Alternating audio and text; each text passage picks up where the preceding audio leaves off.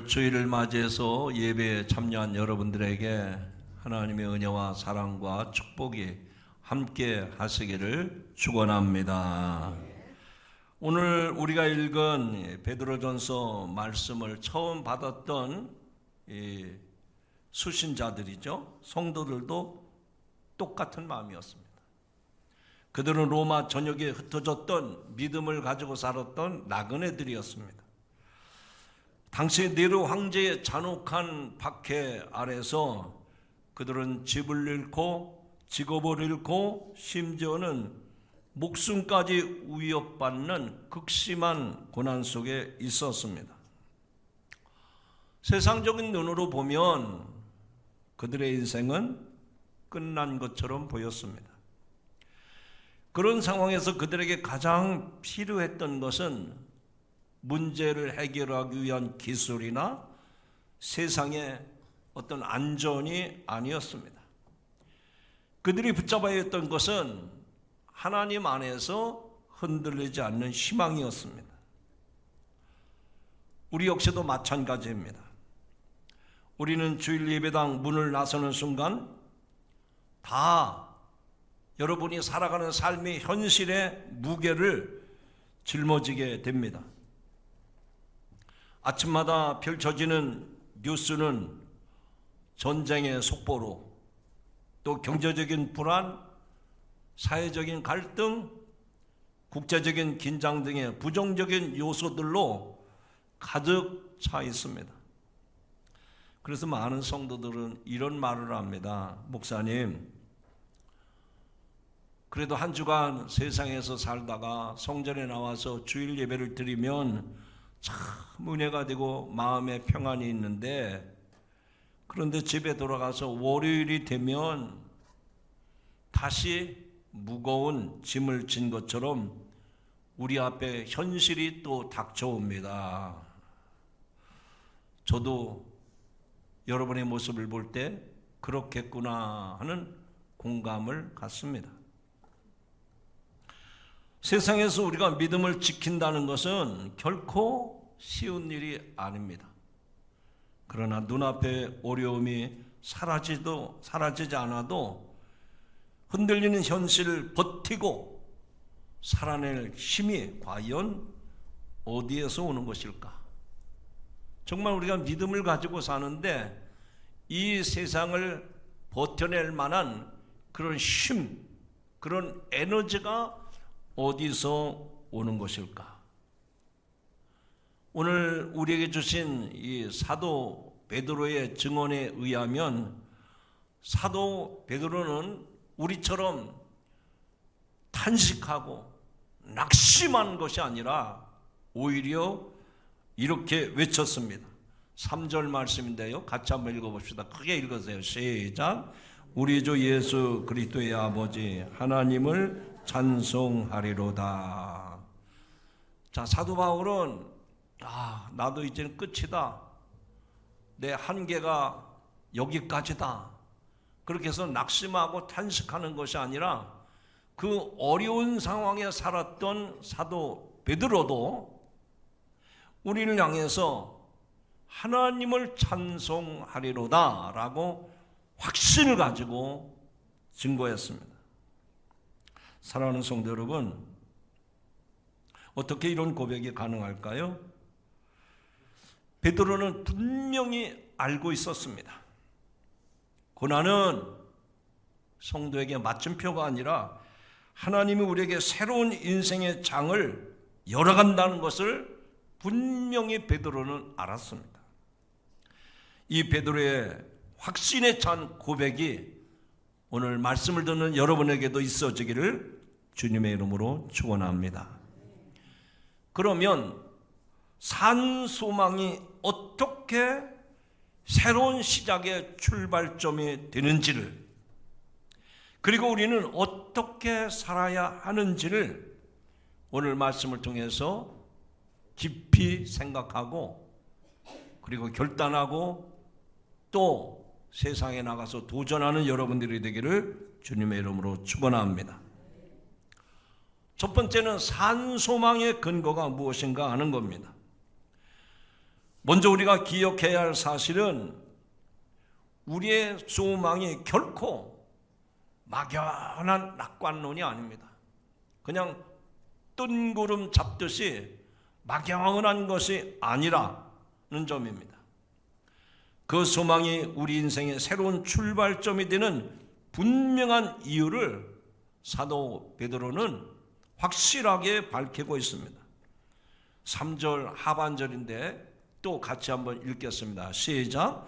그의 많으신 긍휼대로 예수 그리스도를 죽은 자 가운데서 부활하게 하심으로 말미암아 우리를 거듭나게 하사 산 소망이 있게 하시며, 검은 건 글씨고 하얀 건 화면이다 이렇게 생각하실지 모르겠는데, 여러분 제가 읽을 테니까 여러분이 저 글씨를 잘 보시면서 왜 내가 신앙 안에서 산 소망을 가져야 되는지 잘 들어보세요. 제가 봉독합니다. 그의 많으신 긍휼대로 예수 그리스도를 죽은 자 가운데서 부활하게 하심으로 말미암아 우리를 거듭나게 하사 산 소망이 있게 하시며 라고 말씀을 합니다. 우리가 산 소망을 가질 수 있는 유일한 길이 있다면 부활하신 예수 그리스도를 믿음으로 내가 거듭날 때 그 산 소망을 가질 수 있다라는 겁니다. 사랑하는 성도 여러분, 여러분의 소망은 휴지처럼 구겨져 가지고 내팽개치는, 그래서 아무 가치가 없는 그런 소망 아닙니까? 저 구름에 떠가는 구름처럼, 하늘에 구름이 떠가는 것처럼 내 앞에 있는 것 같은데 붙잡으려고 하면 사라져버린 그것이 여러분의 소망 아닙니까? 그건 산 소망이 아니라 죽은 소망입니다. 오늘 예수 그리스도의 부활을 믿는 믿음으로 이 부활의 산 소망이 여러분의 것이 되기를 주님의 이름으로 축원합니다. 세상 사람들이 말하는 소망은 참 소망이 아닙니다. 산 소망이 아니라 그냥 우리가 흔한 말로 희망상일 뿐입니다. 그냥 바람일 뿐입니다. 잘 되겠지, 운이 닿으면 되겠지, 이 같은 막연한 기대와 희망입니다. 여러분이 갖고 있는 그 소망이 이런 소망이 되면 안 된다, 그 얘기입니다. 그래서 실제의 삶에서 우리가 경험하는 이런 소망들은 금방 무너지고 금방 사라집니다. 마치 로또 한 장 사놓고 대박을 기다리는 것처럼 한 주간 내내 거기에 그냥 관심이, 신경이 났었는데 토요일 날 합니까? 주일 날 합니까? 긁어봤더니 뻥.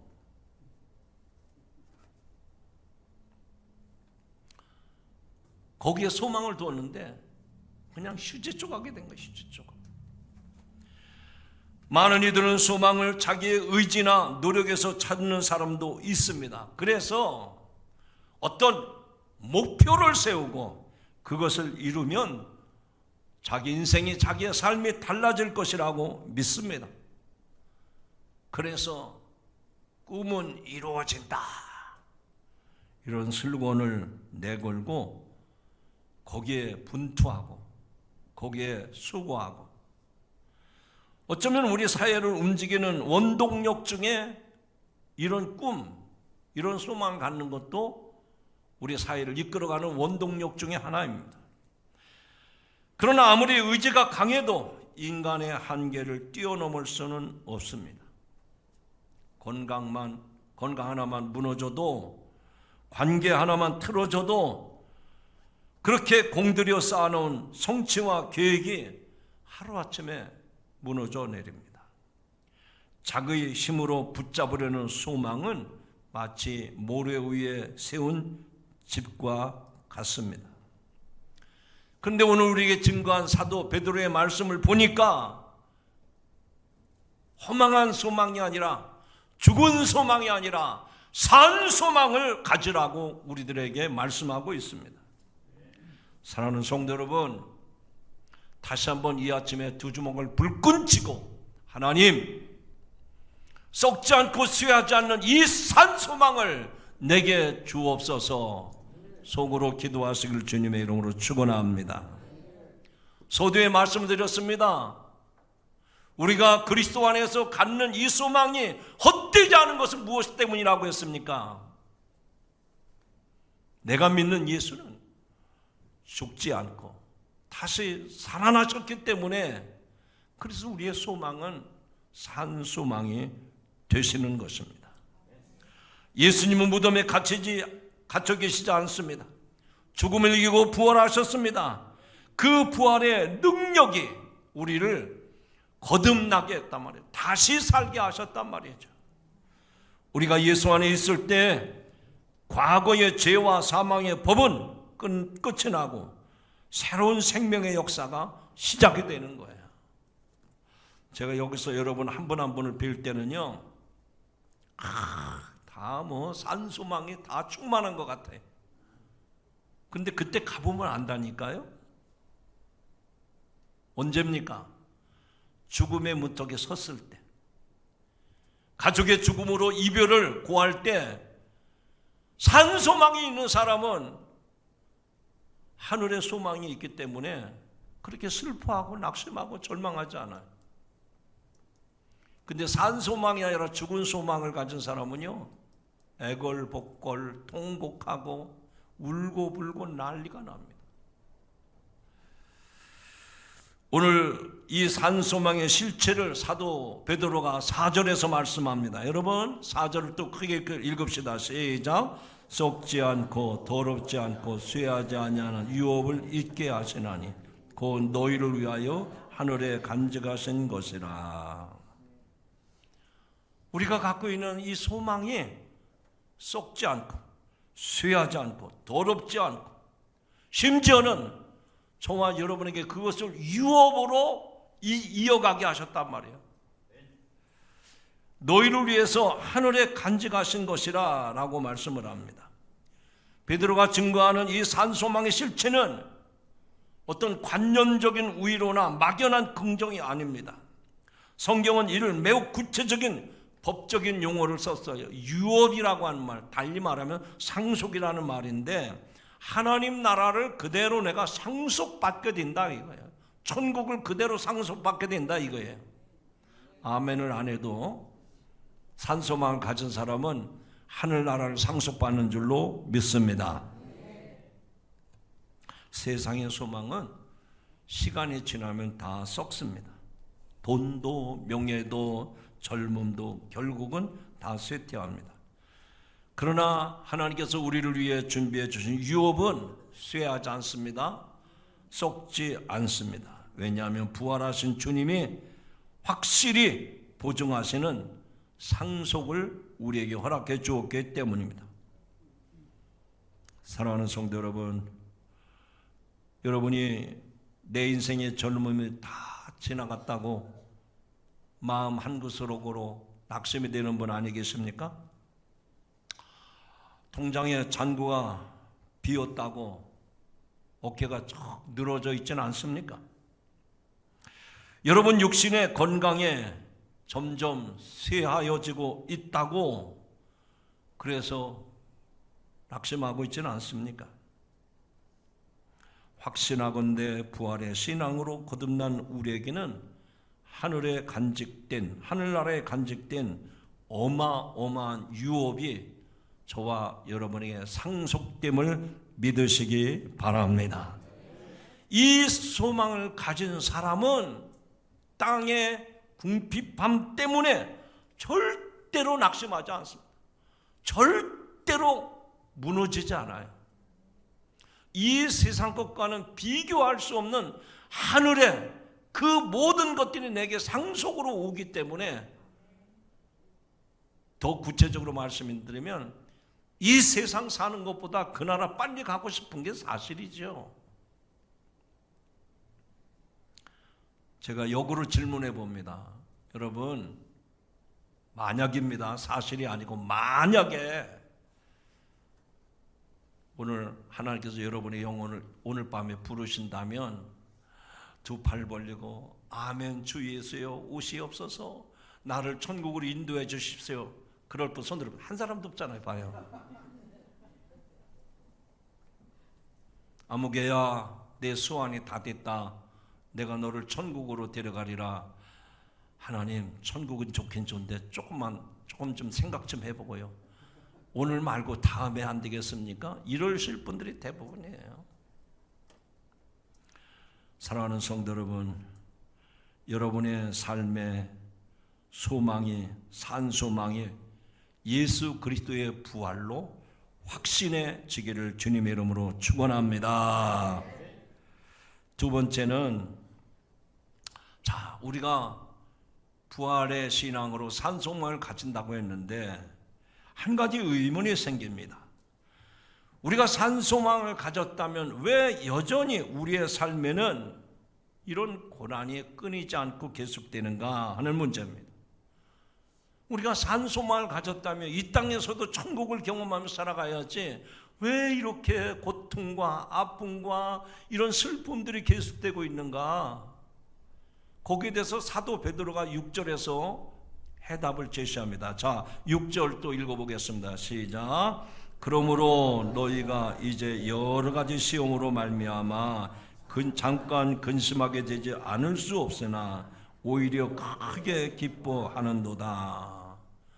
사도 베드로도 이걸 모르는 바가 아니었어요. 그러면서 우리에게 성도들아, 너희가 세상에서 여러 가지 시험으로 잠깐 근심할 수는 있겠지만 오히려 그 근심이, 그 고난이, 그 아픔이 너희에게는 오히려 기쁨이 될 것이다. 할렐루야.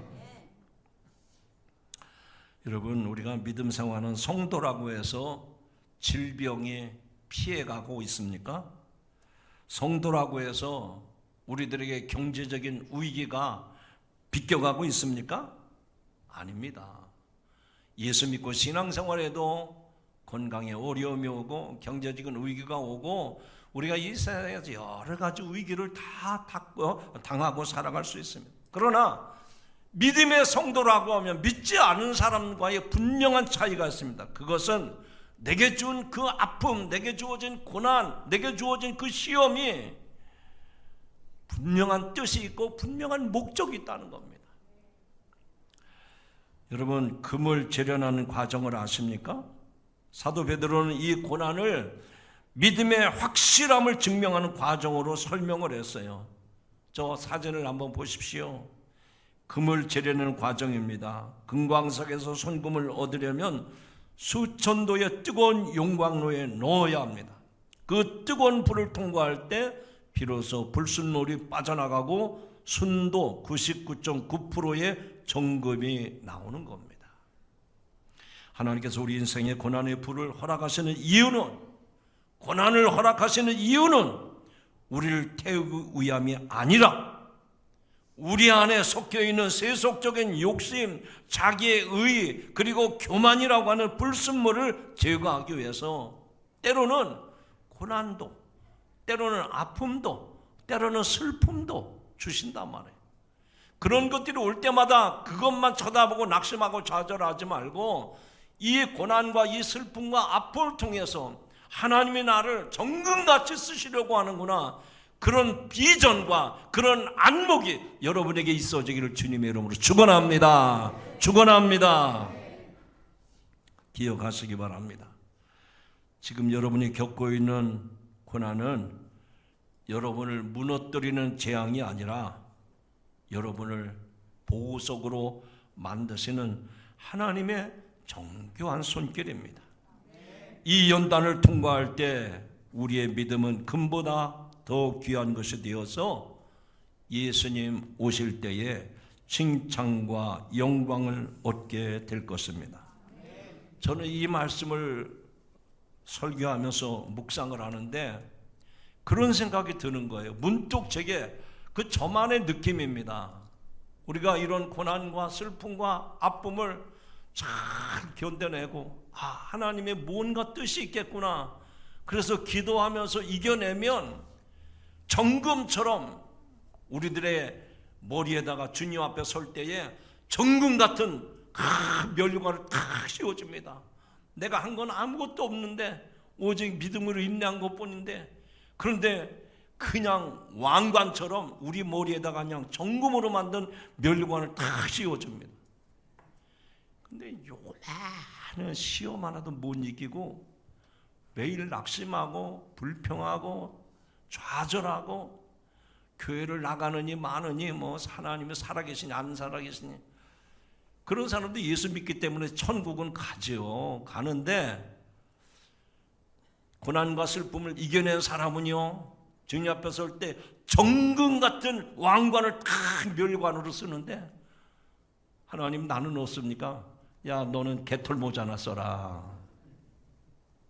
쓰긴 쓰는데 개털모자 써.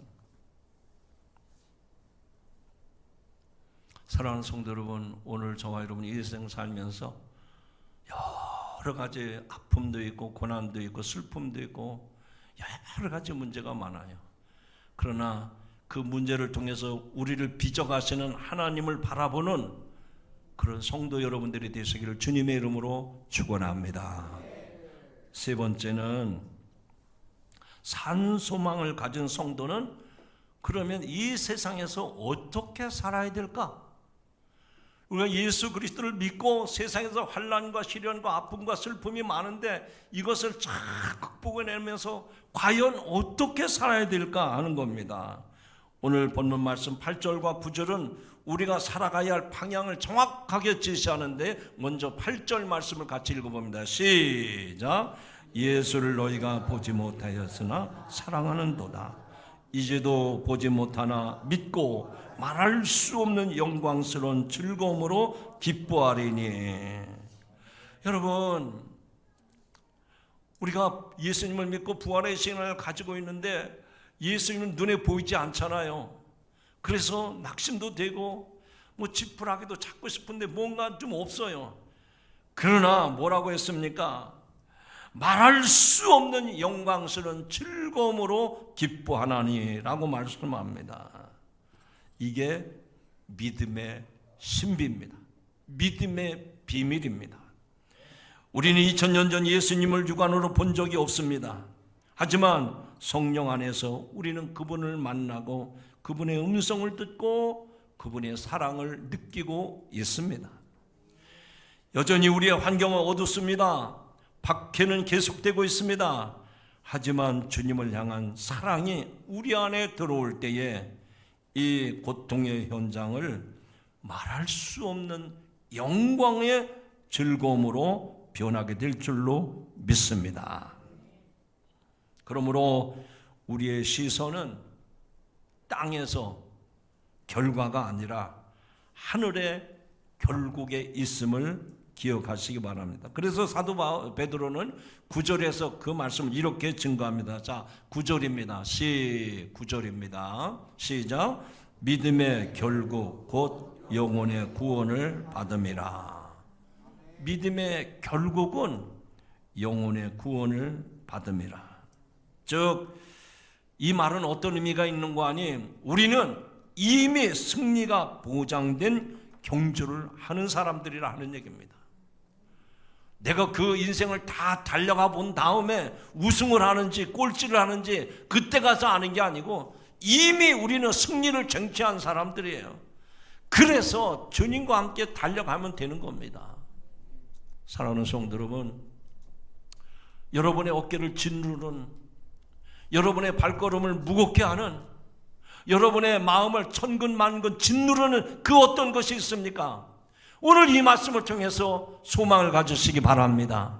오늘 이 말씀을 통해서 여러분에게 죽은 소망이 아니라 산 소망을 갖는 이 아침이 되기를 주님의 이름으로 축원합니다.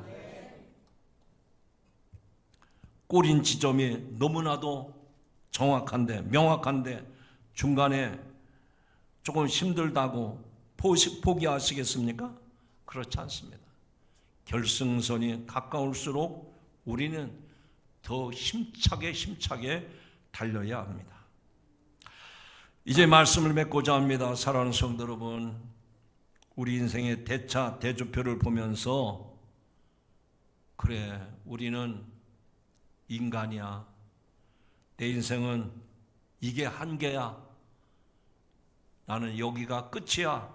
라고 한숨 짓고 계신 분들 계십니까? 오늘 사도 베드로가 분명하게 증거했습니다. 한번 따라합시다. 끝이 아니라 이제 시작이다. 한번 두 주먹을 불끈 치고 한번 합시다. 끝이 아니라 이제 시작이다. 할렐루야. 이 인생의 밤이 깊을수록 새벽은 가까워집니다. 고난의 터널이 깊을수록 그 끝에 빛은 더 찬란한 법입니다. 절망의 자리에 주저앉아 마침표를 찍지 마십시오. 다시 일어나서 예수 부활로 인해서 주어진 이 산소망에 여러분의 발걸음을 옮겨가시기 바랍니다. 주님께서 여러분의 손을 잡고 계십니다. 그분의 능력으로 여러분을 보호하시고 계십니다. 오늘 이 시간 여러분 안에 있는 모든 두려움과 근심과 걱정을 십자가 밑에 내려놓고 부활의 산소망으로 새롭게 시작하는 이 한 주간이 되시기를 주님의 이름으로 축원합니다. 기도하시겠습니다. 하나님 아버지, 고난 가운데 있는 저희를 산소망의 자리로 불러주시니 감사합니다. 세상에 썩어질 것들의 마음을 두지 않게 하시고 부활하신 예수 그리스도만을 바라보게 하여 주시옵소서. 비록 우리가 현실 가운데 겪는 여러 가지 시련과 아픔이 우리의 삶을 무너뜨리는 독이 아니라 정금같이 빚으시는 놀라운 역사가 있음을 깨닫게 하여 주시옵소서. 우리의 삶을 마침표로 찍어버리는 것이 아니라 새로운 시작으로 바꾸어 주시는 하나님을 신뢰하게 하옵소서. 그래서 하나님께 기쁨으로 감사함으로 살아가게 하옵소서. 예수님의 이름으로 감사하며 기도하옵나이다. 아멘.